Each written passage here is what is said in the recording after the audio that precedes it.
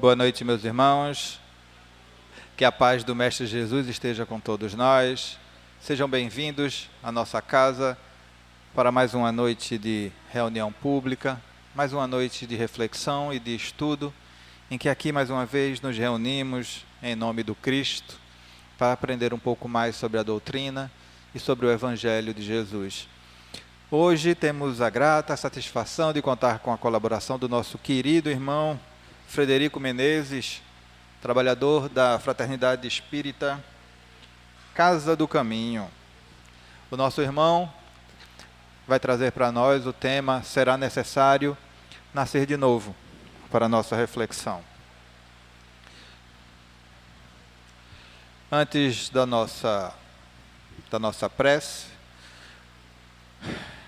pequeno exórdio, a lição de número 170 do livro Caminho, Verdade e Vida, Domínio Espiritual.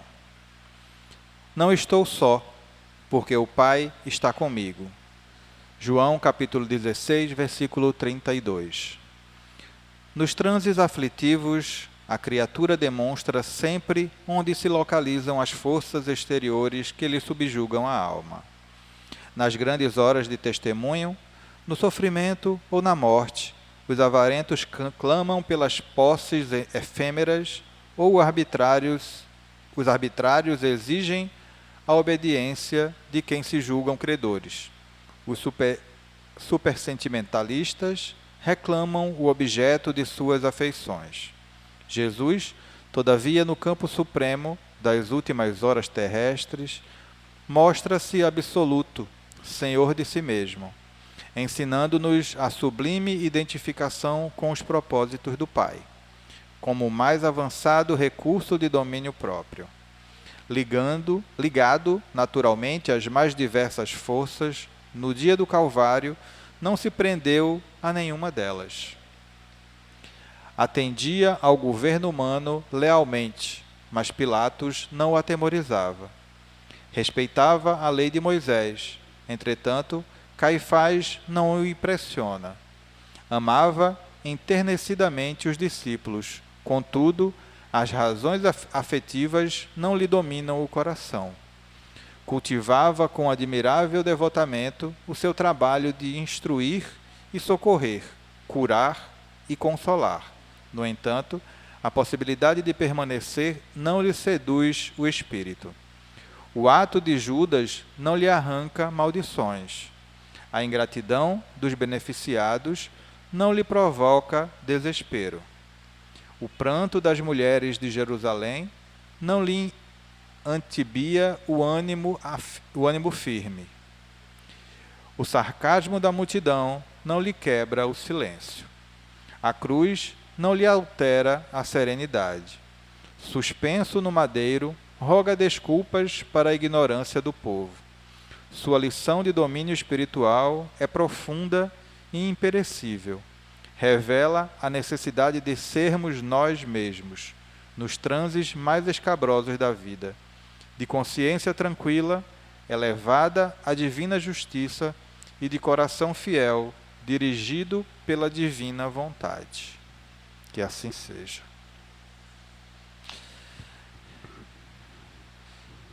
E agora vamos fazer a nossa prece para iniciar a nossa atividade da noite. Querido Mestre Jesus, querido mentor e irmão Moacir, agradecidos estamos por mais uma vez abrir as portas dessa casa de oração e de trabalho para todos nós que aqui nos encontramos hoje, encarnados e desencarnados. Rogamos a espiritualidade amiga, o auxílio para o entendimento do que aqui será ministrado, que possamos utilizar os ensinamentos do Cristo no nosso dia a dia, na nossa vivência cotidiana, para o auxílio ao nosso irmão, para o auxílio aos nossos queridos e aos nossos desafetos.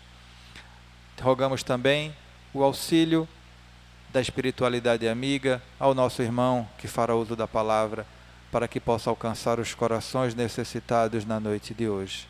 Que Deus nos abençoe e que o Mestre dos Mestres ilumine os nossos caminhos hoje e sempre. Assim sendo, nessa rogativa, com a permissão da espiritualidade amiga, damos por iniciada a atividade da noite. Passo a palavra a meu querido irmão Frederico. Pode ficar à vontade, querido.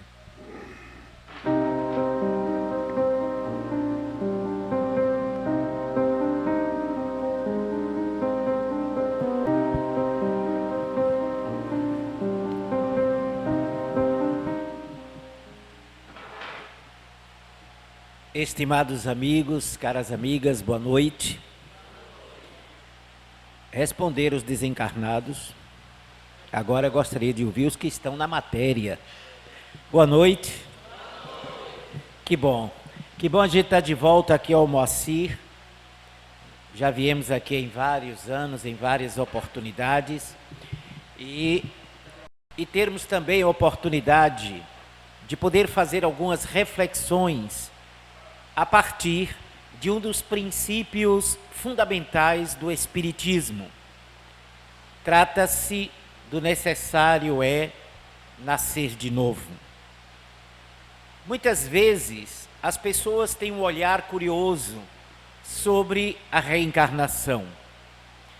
Mas mais do que a curiosidade, nós podemos alcançar, sob a ótica espírita, a importância fundamental que a compreensão da reencarnação proporciona para entendermos o nosso propósito na vida, para compreender determinadas experiências que nós passamos e para entender um pouco melhor quais são os planos de Deus para as individualidades.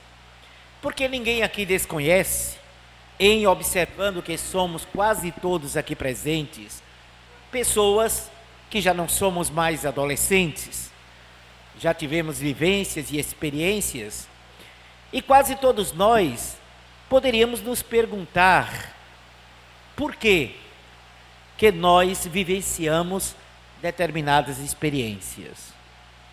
Por que é que a gente convive com determinados indivíduos? Por que é que a nossa família ela é constituída daquelas personalidades? Por que é que a gente tem uma certa afinidade com pessoas que não são do nosso sangue? E ao mesmo tempo podemos ter com alguém biologicamente da nossa família, mas que possamos antipatizar ou termos dificuldades de relacionamento.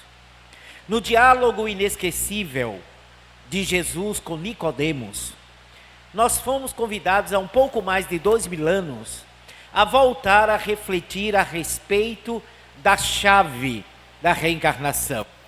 Porque antes de Jesus a reencarnação já foi ensinada. Sempre esteve em vários povos a ideia reencarnacionista, na Grécia antiga, no Egito antigo, na Mesopotâmia, na Pérsia, na Índia, na China milenar. A ideia dos vários renascimentos da alma sempre esteve presente. Na verdade, na história da humanidade, a reencarnação sempre foi mais defendida do que a crença numa só vida. Vocês sabem quando foi que a crença numa só vida passou a predominar nos raciocínios? Foi quando a gente desnaturou o cristianismo. Foi quando os próprios cristãos desvirtuaram o cristianismo. Porque até Jesus ensinou a reencarnação. Até ele. Depois dele, só tivemos 280 anos de cristianismo primitivo. E depois de 280 anos, a vaidade humana, o orgulho, fez surgir os teólogos, que retiraram a ideia da reencarnação da igreja. E desta maneira ficou muito mais difícil compreender a diversidade do sofrimento humano e o propósito da vida. Porque todas as religiões afirmam que Deus é perfeito. Concordam? Todas as doutrinas, quando falam do Deus único, todas elas afirmam: Deus é a perfeição das perfeições. Mas quando você tira a ideia da reencarnação, esse Deus desaparece. Porque vejam só, quando tiraram a ideia da reencarnação do cristianismo, e ficou a ideia de que Deus faz as almas no momento que faz os seus corpos. Ou seja, a alma não teria tido nenhuma outra vida. Você foi feita agora, na hora que seu corpo fetal ia ser constituído. Ora, se a gente foi criado no momento do corpo, e Deus é justo e perfeito, por que é que uns sofrem mais do que outros?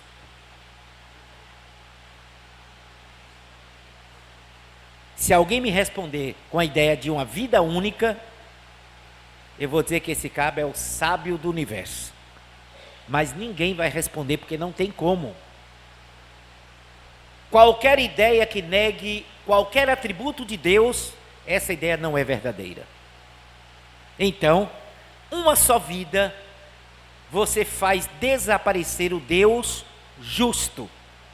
Porque nasce uma criança na mesma casa, uma criança linda, sadia, inteligente, perfeita, amorosa, carinhosa, obediente, e nasce na mesma família, criada do mesmo jeito pelos pais, uma outra criança doente, irritadiça, nervosa, agressiva, desobediente, o cão chupando manga. Por que é que Deus fez desta maneira e fez aquele dessa outra maneira?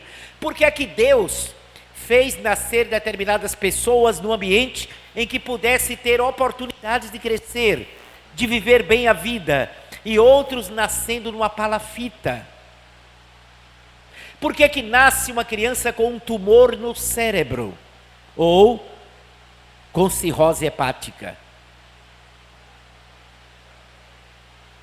Ou este Deus não existe, ou este Deus não é justo. Logo, as religiões estavam enganadas. Estão acompanhando meu raciocínio? Se Deus faz o espírito no momento que faz o corpo, não há como encontrar a sua justiça, e muito menos o seu amor. Porque que amor é esse? Que uns poucos têm todas as facilidades, e a maioria sofre. Mas quando você encaixa a chave da reencarnação, aí entendemos que não foi Deus que fez aquela criança com um tumor no cérebro, porque aquela criança é um espírito antigo, que ao vir para a terra, traz a sua história reencarnatória, traz o seu karma e a sua necessidade de aprendizado. Aquela criança dócil, obediente e amorosa, demonstra um espírito que conquistou estes valores.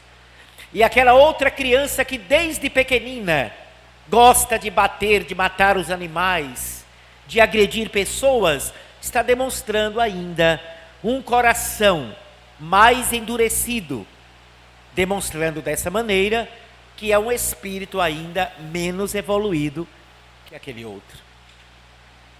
A chave da reencarnação é aquela que explica, inclusive, a perfeição da justiça de Deus. Mas acima da perfeição da justiça de Deus, a reencarnação demonstra que quem governa a justiça divina é o amor infinito. Porque aí nós mudamos a ótica da reencarnação quando a estudamos e passamos a entender que a reencarnação não é um elemento de punição para a alma. É uma necessidade de experiências de evolução para o espírito. Nós não podemos olhar para a reencarnação apenas como oportunidade de pagar débitos do passado. Lendo o livro dos Espíritos, nós verificamos e subentendemos também que quando Deus fez o espírito, simples e ignorante, porém perfectível, para atingirmos a perfeição relativa, a alma criada simples e ignorante precisa passar no contato com a matéria, pelas experiências que venham desenvolver o seu potencial espiritual. E no meio desse contato com a matéria bruta, a alma, no choque entre essas forças, é convidada a testar as suas possibilidades. Os vários renascimentos, aí sim, vão proporcionar que aquilo que nós fizemos e escolhemos como livre-arbítrio, o que fizemos ou escolhemos bem, vai agregar em nós mais luz. E o que fizemos e escolhemos contrário ao equilíbrio da lei de Deus, vai pedir reajuste, renovação, vai pedir recomposição moral, readaptação às leis harmoniosas da vida. E é aí que pedagogicamente nós vamos encontrar o espinho que atiramos na existência, nós o reencontraremos para entender todas as vezes que agirmos desta ou daquela maneira, o resultado será este. Então, pelos vários renascimentos, pelas várias reencarnações, o espírito vai conquistando experiência, e de experiência em experiência nós alcançaremos sabedoria, e na sabedoria alcançamos a iluminação, e ao nos iluminarmos chegaremos à plenitude, e atingindo a plenitude não precisaremos mais um dia reencarnar, porque já estaremos prontos para viver apenas como espíritos imortais. É este o objetivo de vida em vida. Porque são experiências diferentes. Há coisas que você só consegue experienciar em contato com a matéria. E há coisas que você só vai experimentar em contato com o mundo dos espíritos. Então, nessas idas e vindas, nós vamos desenvolvendo o nosso potencial, ficando de olho com as escolhas que nós estamos elaborando. Olha que interessante. Há pouco tempo tivemos a passagem de ano. A maioria das pessoas rompe ano de que cor? Quem se lembra? Branco. Por quê? Paz. Tem gente que há 70 anos só passa o ano de branco. E todo ano é perturbado. Qual é a segunda cor mais utilizada para romper ano? Amarelo. Por quê? Din-din. E todo ano é endividado. Isso é superstição. Cor de roupa não muda a qualidade do ano que chega. Porque isso é criação do calendário humano. O que vai fazer o ano ser diferente e melhor, no seu sentido exato da palavra, é fazermos diferente. Se eu repetir as minhas atitudes mentais, verbais, comportamentais, como eu sempre fiz, como eu posso querer um resultado diferente? Eu vou ter o mesmo resultado. Não são as coisas externas que vai tornar o nosso 2026 melhor. O que pode torná-lo melhor é mudança de paradigma mental. É mudar a nossa atitude perante a vida.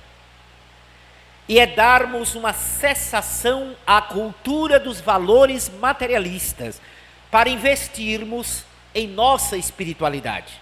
Sem isto, repetiremos os quadros de angústia, medo, infelicidade, insatisfação. Eu não sou mensageiro da desesperança.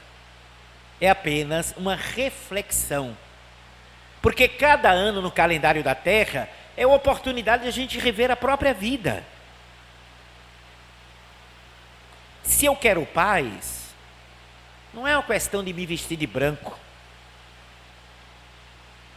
Às vezes a pessoa faz caminhada pela paz, todo mundo de branco. Parece um encontro de tapioca. mas terminam discutindo, brigando na caminhada pela paz. Tem nada a ver com cor. O Espiritismo veio demonstrar que nós precisamos, pela época que já estamos vivendo, dar um salto nos nossos conceitos de vida, deixarmos as superstições e o jogo das aparências para investirmos na essência. Respeitamos profundamente todos os segmentos, por exemplo, religiosos, que têm as suas ritualísticas. Mas vejam só para refletir. É muito semelhante às pessoas que botam a Bíblia em cima da estante, né? Bota a Bíblia aberta, que é para, no Salmo 23, 33, 48, para proteger a casa. E é uma briga o tempo todo os casais. Mas a Bíblia está aberta lá. O problema não tem nada a ver com a Bíblia estar aberta ou fechada. Tem a ver com ler, refletir, meditar e mudar. Se isso não acontecer, as brigas vão ser as mesmas. E o lar não será protegido pelo ato da Bíblia estar aberta.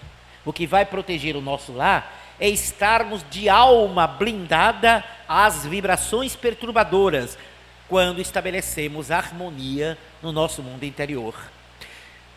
Eu dizia no diálogo inesquecível, há um pouco mais de 2000 anos atrás, entre Jesus e Nicodemos, o grande doutor da lei perguntou ao mestre da Galileia: Senhor, o que eu devo fazer para alcançar o reino de Deus?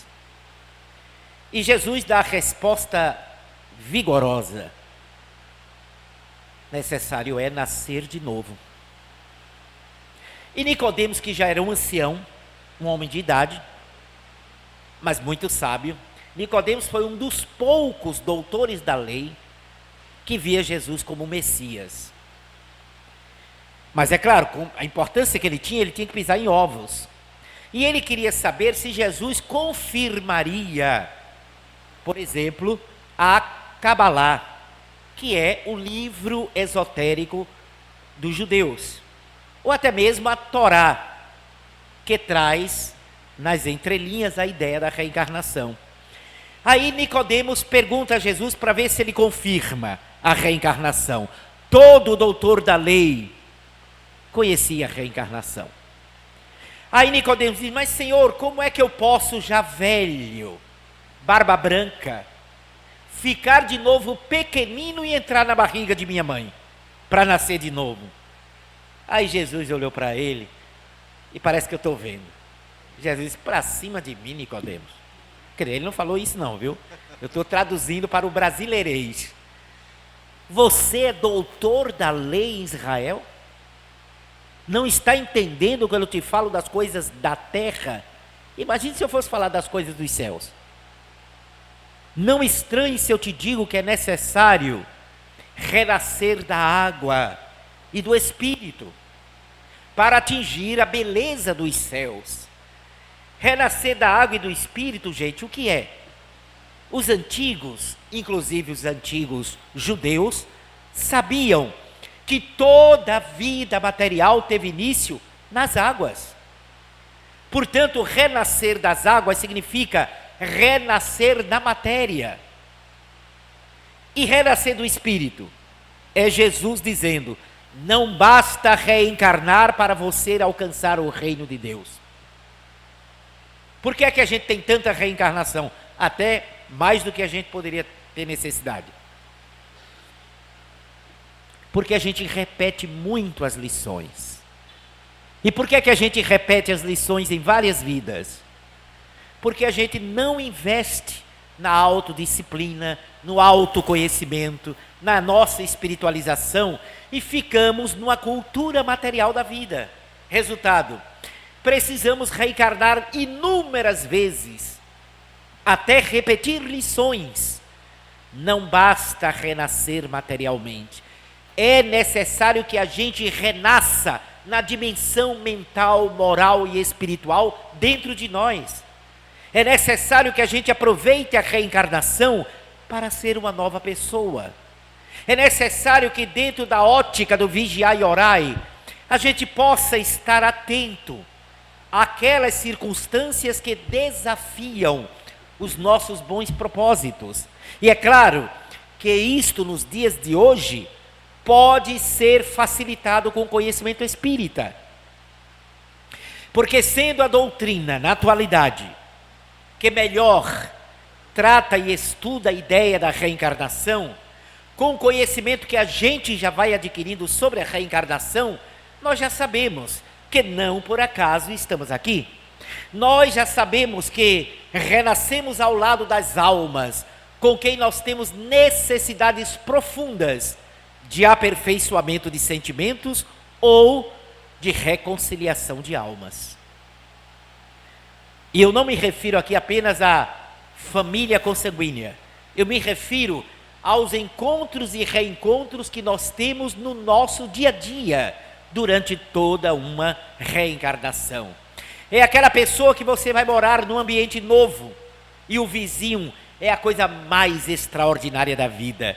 Você olha para aquela pessoa e diz: meu Deus, parece que eu já conheço aquela criatura. Parece que ela é uma pessoa muito próxima de mim. Mas também pode morar num lugar cujo vizinho é um teste permanente. Lembrando também que ele pode estar sentindo a mesma coisa com a gente. Ele é o nosso karma e a gente é a cruz da vida dele. Porque normalmente a gente só vê o outro como sendo o karma, mas o outro também pode estar nos vendo dessa maneira. Esse é um bom exercício de tolerância e indulgência.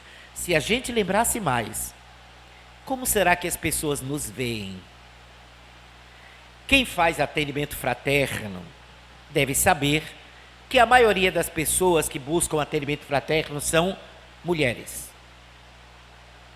E aí não tem nada de miraculoso não. É só olhar o público habitual nas religiões, é predominantemente feminino. A maioria. Pode ter um ou outro caso de exceção, mas a maioria é feminina. E a mulher é aquela que tem o campo universo emocional mais aberto. E ela tende a buscar mais ajuda. Isso acontece na medicina. As mulheres vão mais aos médicos do que os homens. Vocês concordam? Atenção, homens. Vocês concordam que as nossas queridas amigas vão mais aos médicos? Né? Tem mulher que quando tira férias é 30 dias de médico. Não viaja para canto nenhum. É só médico. A mesma coisa acontece no aspecto espiritual. Então, elas tendem a buscar mais o serviço do atendimento fraterno que existem nas casas espíritas. E quais são os dois problemas mais ventilados nesse atendimento fraterno? Filhos, problemas com filhos e problemas com... Atenção, eu não ouvi não, vou repetir. Problema com filhos e problemas com... Muito bem. Com os maridos. E aí o bicho pega. Geralmente é uma conduta natural da criatura humana. Ela vai dizer: olha, eu vim aqui porque eu tenho um marido muito problemático, está muito difícil. Normalmente elas até amenizam, porque as mulheres gostam, né, de amenizar caridade, generosidade. Ele é até um bom pai, né? É o seguinte, tal.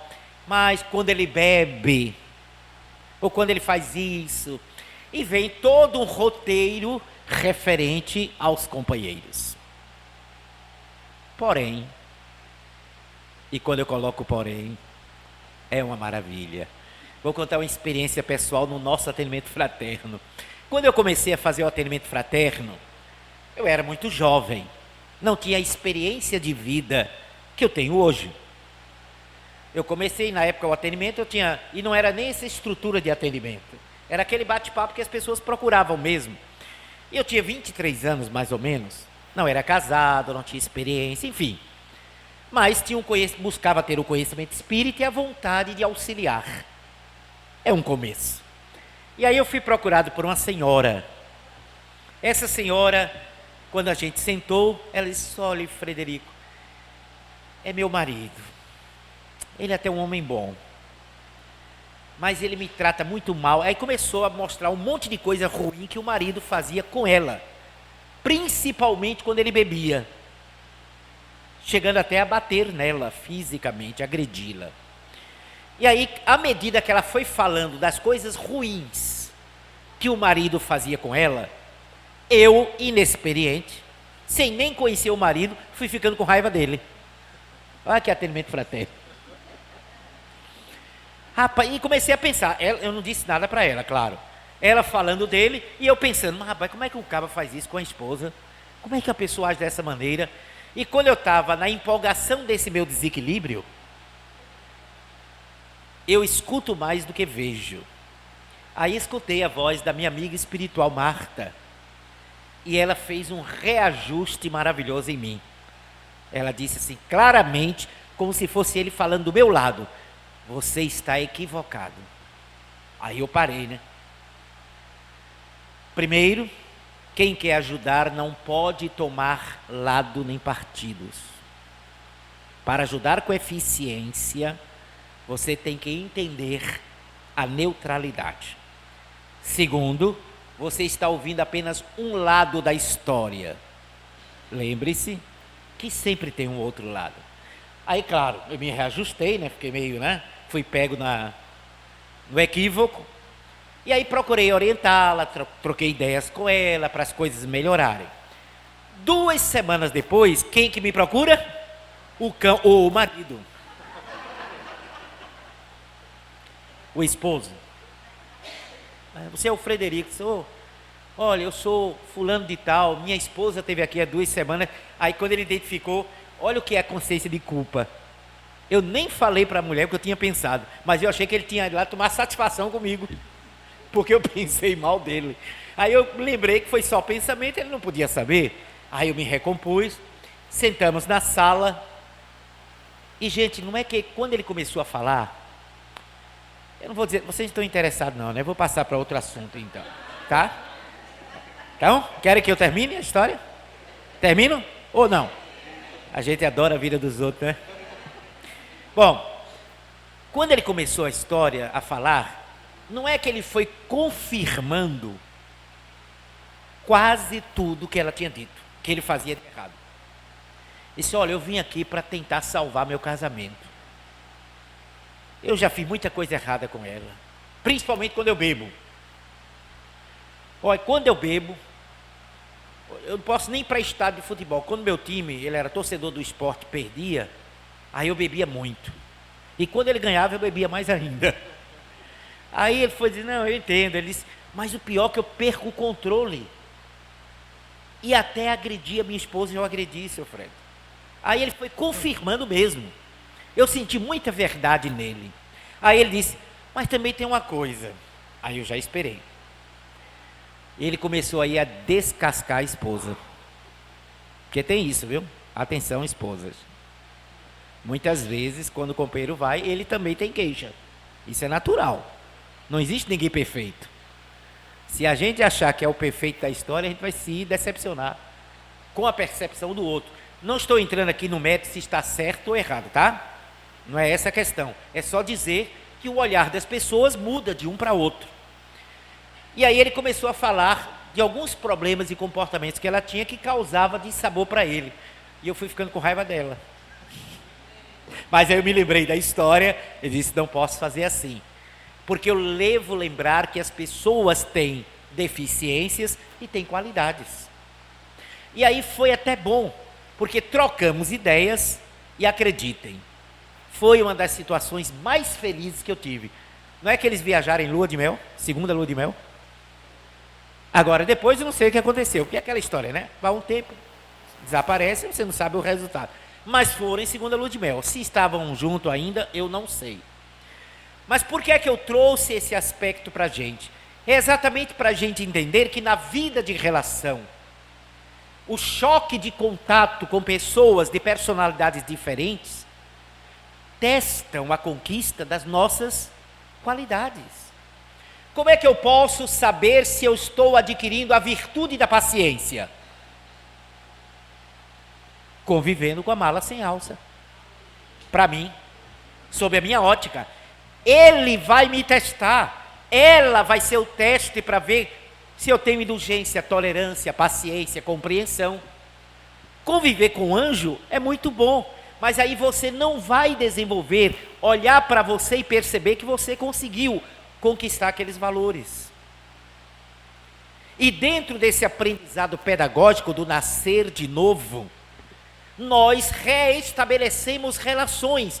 É por isso que no capítulo, no item parentesco corporal e parentesco espiritual do Evangelho segundo o Espiritismo, está perfeitamente colocado ali, que em geral, as almas que constituem a família são espíritos que já se conhecem e até já têm uma certa afinidade. Até os que se gostam se desentendem. Desentender-se ou ter aquelas brigas de família não quer dizer que são inimigos do passado, não. Às vezes a gente desenvolve um clichê, a gente adora rótulo, né? Quando se torna espírita, olha, tem 2 filhos que discutem muito, devem ser inimigos do passado. E às vezes não é. Devem ser personalidades diferentes, com a dificuldade que nós temos de aceitar o outro como o outro é. Até amamos uma pessoa, até temos um carinho por uma pessoa, mas temos dificuldade de aceitar o contraditório, a opinião diferente, a postura diferente diante da vida. Queremos moldar as pessoas à nossa imagem e semelhança, esquecidos da proposta do Evangelho, que nos diz: faça ao outro o que você gostaria que ele fizesse a você. É um convite ao quê? Ora, se eu tenho a minha personalidade, se eu tenho a minha individualidade, se eu tenho as minhas características, é claro que eu desejo que as pessoas que convivam comigo me aceitem como eu sou, ou não? Atenção, os atormentados do meu lado direito, eu não quero ser aceito como eu sou ou não? Hã? Vocês não querem ser aceitos como são, não? Claro que sim. Agora os perturbados do meu lado esquerdo, e aí? Também. Os obsidiados da mesa? Também. É claro que sim. Olha como o Evangelho é de uma clareza extraordinária. Faça ao outro o que você gostaria que ele fizesse com você. E por que é que Jesus disse essa frase? Fazer primeiro. Porque um dos fundamentos da lei harmoniosa do universo e da vida é que a gente irá encontrar sempre o resultado do processo que a gente desencadeou na vida. A primeira atitude é nossa. Não há efeito sem causa. Por isto, quando nós agimos adequadamente, conforme a sublime lei de Deus, nós iremos obter uma resposta também positiva. Assim como o contrário é verdadeiro. Essa ótica mostra que ninguém é inocente na trajetória do existir. Nós atraímos pessoas, espíritos e circunstâncias que correspondem àquilo que a gente vibra. O que a gente vibra chama-se frequência vibratória. Frequência vibratória é uma energia que nós criamos pelas nossas atitudes, palavras, gestos, pensamentos, sentimentos e emoções. Isto forma a nossa aura. A nossa aura é a nossa carteira de identidade. A nossa carteira de identidade espiritual é essa irradiação que cada um de nós promove a partir daquilo que nós somos ou do estágio em que nos situamos hoje. Dessa maneira, você irradia determinada frequência. E aí entra uma outra lei do universo, chamada lei da sintonia. O que é sintonia? Quem sabe dizer? O que é uma sintonia? É uma energia correspondente, não é? Se você quer, por exemplo, escutar uma rádio FM, você não pode botar na AM. Se botar na AM, ela não vai alcançar a frequência que você quer, porque são frequências diferentes. Então, sintonia é tudo aquilo que você atrai ou é atraído do mesmo teor, na mesma qualidade. Esta lei de sintonia está falando para nós sobre uma outra lei que ela desencadeia, chama-se afinidade. E a afinidade, gente, não é só de coisas boas, é também de coisa ruim. Quando você passa de manhã cedo, nessas barracas, onde o pessoal já está bebendo 5 horas da manhã, né? Barraca pega bebo. Aí tem 4 que estão bebendo ali. São 4 espíritos afins. Ok? Podem até não se conhecer, se atraíram, viram que um estava bebendo, chegou junto, e pela identificação de gosto e tendência, estabelecem um vínculo magnético.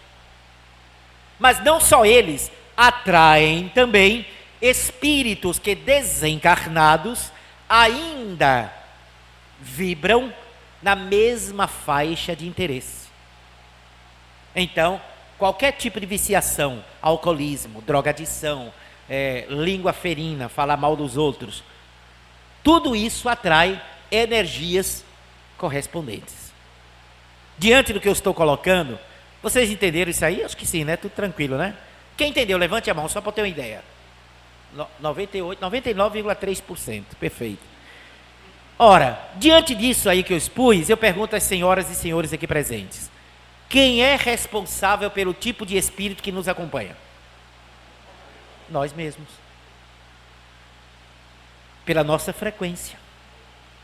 Eis porque a doutrina dos espíritos, além de comprovar a imortalidade da alma e de demonstrar a justiça de Deus pela reencarnação, com a sua misericórdia, a doutrina dos espíritos também tem como finalidade a espiritualização da criatura através da sua renovação, entendendo que o mundo dos espíritos imediato a este aqui é muito parecido com o nosso.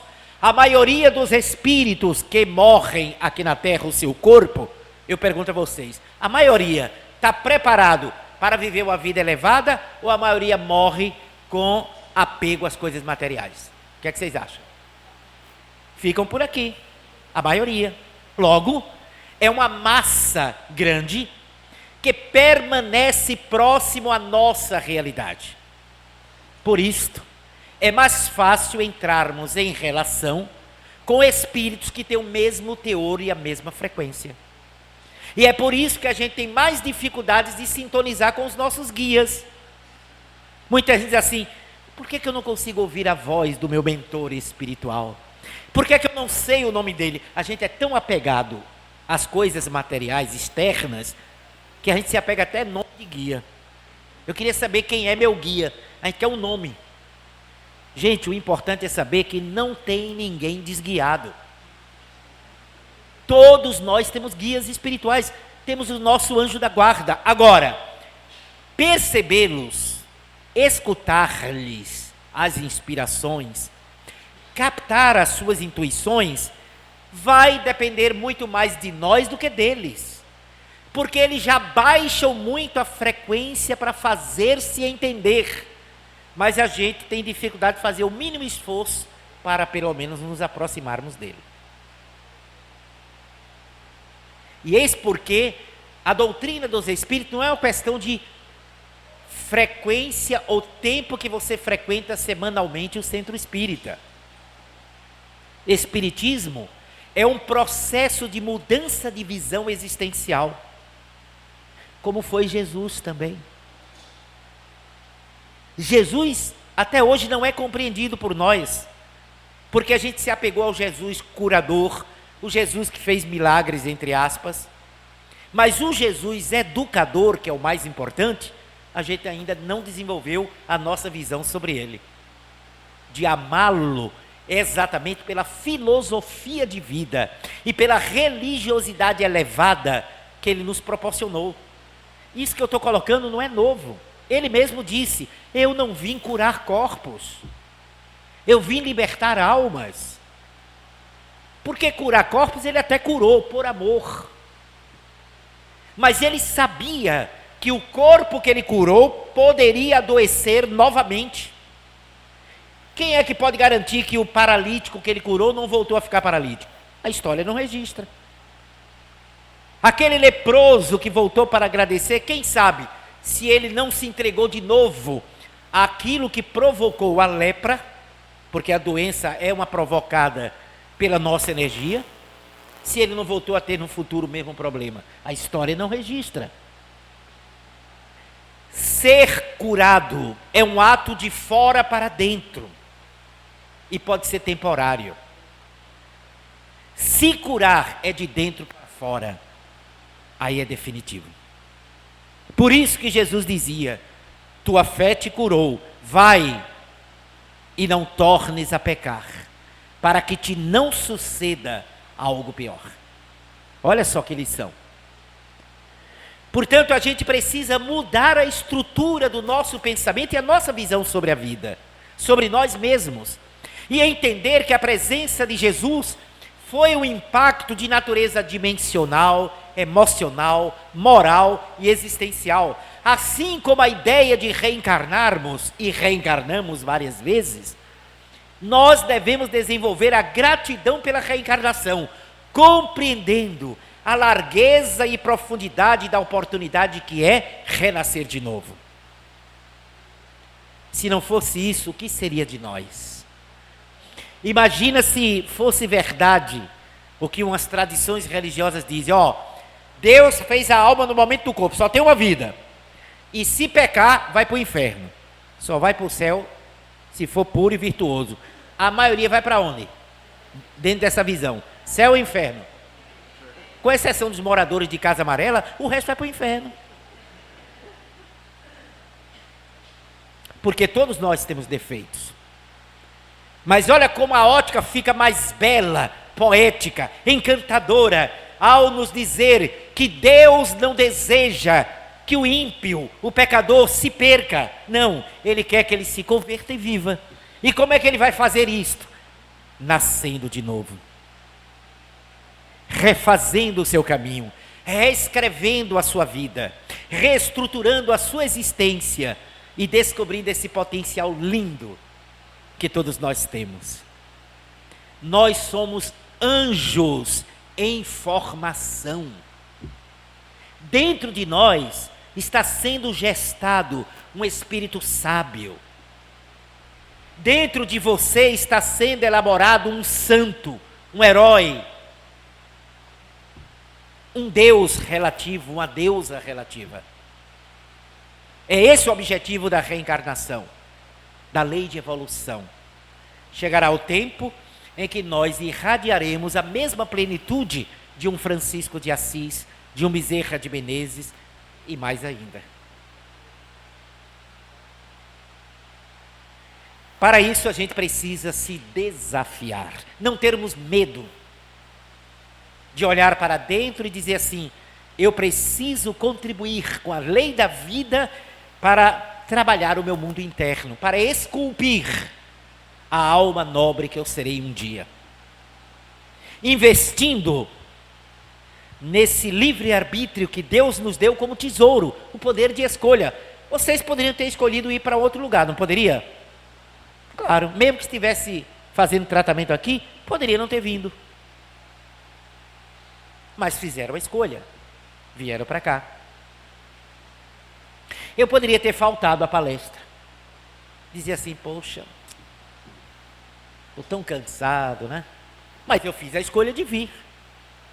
Se eu tivesse feito a outra, é provável que depois a consciência estaria me incomodando. Meu amigo, você perdeu uma oportunidade de fazer reflexões com outros corações sobre a vida, de aprender, porque quando a gente fala, o primeiro a escutar é a gente. Então, nós temos o poder de escolha, sempre temos o poder de escolha, o tempo inteiro. E não se trata de ganharmos presentes de Deus. A gente precisa sair desse estado de infância espiritual. Porque vejam só, a maioria de nós ainda continua o tempo todo é só pedindo benesses. Não é proibido que você peça.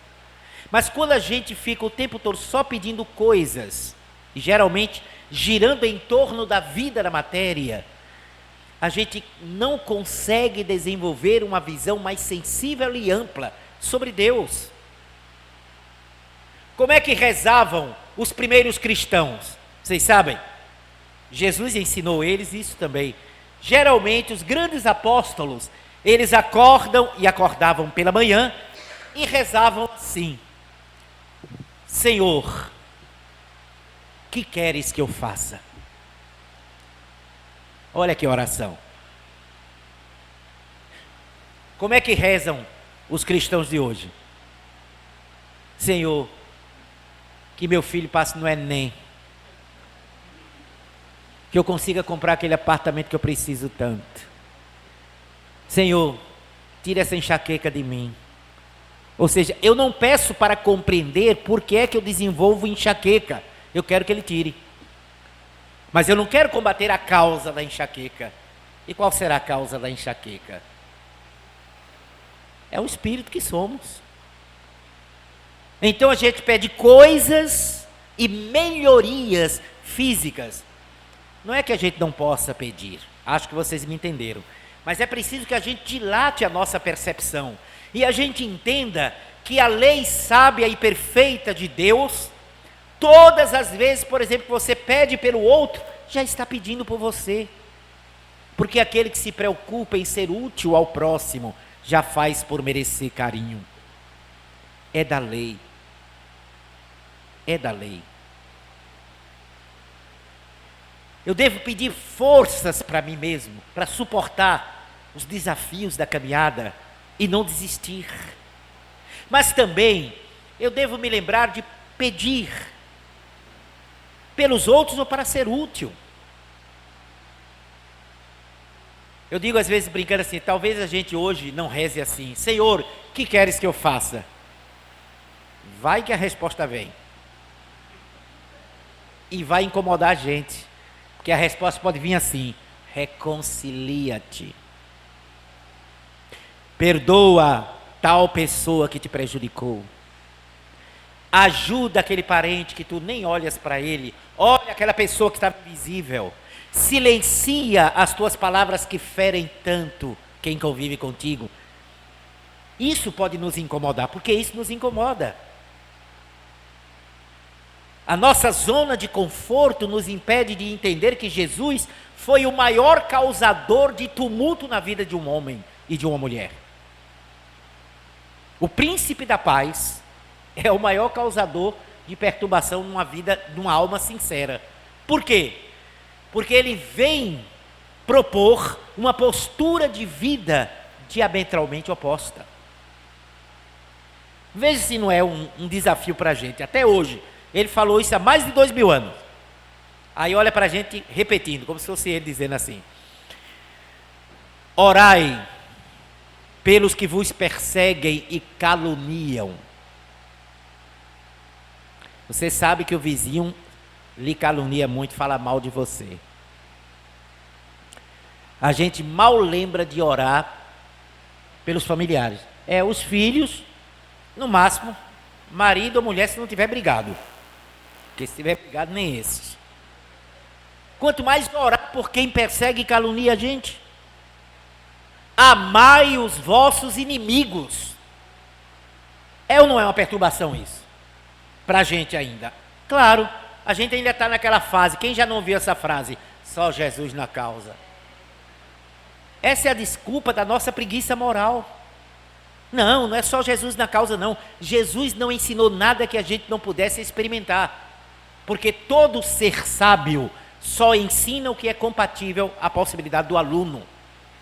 Agora, se o aluno não dispõe de energia, ânimo, vontade e disciplina, aí é outra história.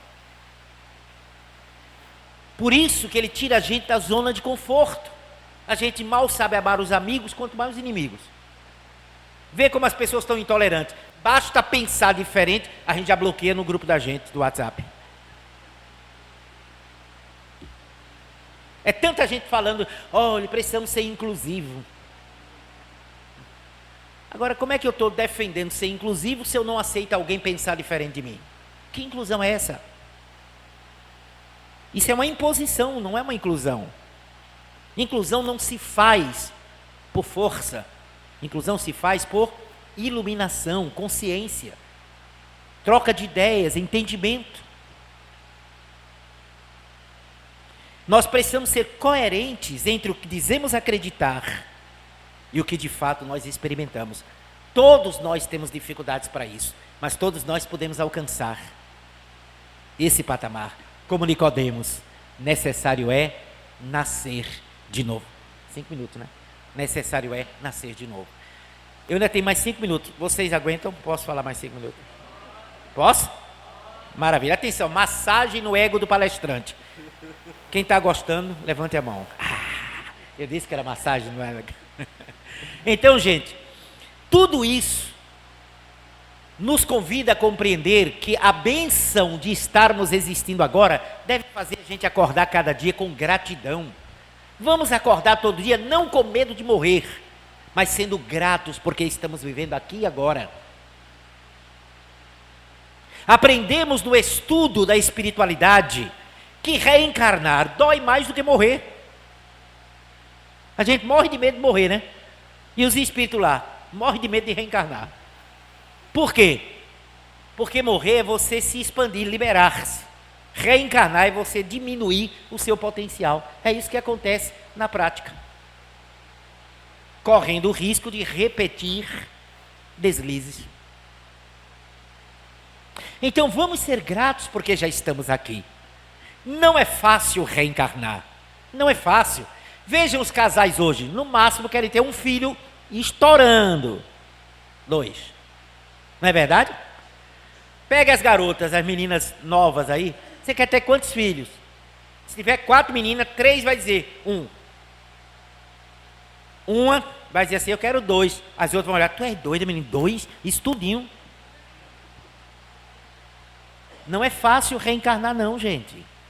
Apesar da Terra já estar com 8 bilhões, 200 e tantos milhões de habitantes. Porém, vendo a ótica da oportunidade de voltar, com tantas dificuldades que se tem para mulheres engravidarem, anteriormente, na época da minha mãe, dos nossos avós, as mulheres eram de uma fertilidade tremenda, né? Bastava o marido dizer assim, vamos ter um filho, já estava grávida. E era negócio de 8, 9, 10. Hoje, eu estou falando porque muitos vão fazer tratamento. Hoje tem muitas mulheres que querem ser mães, aí não conseguem, tem que fazer tratamento. É endometriose, cisto ovariano, cisto uterino. No homem, é a pouca produção de espermatozoide, dificuldade no líquido seminal. Olha só. Ela engravida, mas não sustenta. E aí já tem a ver com rescaldo de existências passadas, em alguns casos, que tiveram oportunidade de maternidade, mas enveredaram pelo aborto, hoje tem dificuldade. Há uma série de fatores. Então, reencarnar é bênção. Eu meditei muito a respeito disso, olhando para a minha própria família. Minha própria família. Eu vou encerrar exatamente tratando disso aí, do valor da reencarnação, e olhando para a minha própria existência. Meus pais, quando estavam noivos, eles queriam muito, já faziam planos. Assim que casassem, iam ter logo filho, primeiro. E meu pai, que era louco por menina, disse, vai ser logo a menina. Naquela época deles não tinha ultrassonografia, só sabia o sexo quando nascia. Não era verdade? Então, tinha como fazer. E aí aquela expectativa, minha mãe engravidou logo assim que casaram. E meu pai disse, é a princesa. E quando nasceu, foi homem. Mas meu pai disse, não, mas a próxima vai ser ela. Minha mãe engravidou pouco tempo depois. E nasceu homem. Mas disse, não, mas a terceira eu tenho certeza. Tenho fé em Deus que vai ser a menina. Minha mãe engravidou pouco tempo depois, nasceu homem. Mas na 4ª gravidez também foi homem. E na 5ª? Homem de novo. Mas na sexta, homem. E na sétima, também foi. Na oitava, homem de novo. Na nona, aí sim, minha mãe, como todas vocês mulheres, sensitiva, intuitiva, olhou para meu pai e disse assim: ela, estou sentindo. Aí meu pai se arrepiou todo, correu para o comércio e comprou a chupeta cor-de-rosa, mamadeira cor-de-rosa, o lençol cor-de-rosa, brinco cor-de-rosa, travesseiro cor-de-rosa, o berço cor-de-rosa. Eu nasci. Foi a primeira grande decepção que eu dei aos meus pais. Mas não desistiram. A última gravidez foi a menina. Foram 9 homens e uma menina. Mas pensando nessas dificuldades de hoje, eu agradeço demais a minha mãe e meu pai. Imagina se minha mãe tivesse fechado no 8º. Eu estava perturbado até hoje do outro lado, doido para reencarnar. Então eu agradeço porque ela me receberam com todo o amor, como fizeram com os outros, e por fim veio a menina. É claro que ninguém hoje vai ficar tentando desse jeito, né? O contexto é outro, a realidade é outra. Naquela época, eu acho que tinha até uma placa no mundo espiritual: quer reencarnar, vá para o Nordeste, pronto. E aí as famílias tinham muitos e muitos filhos.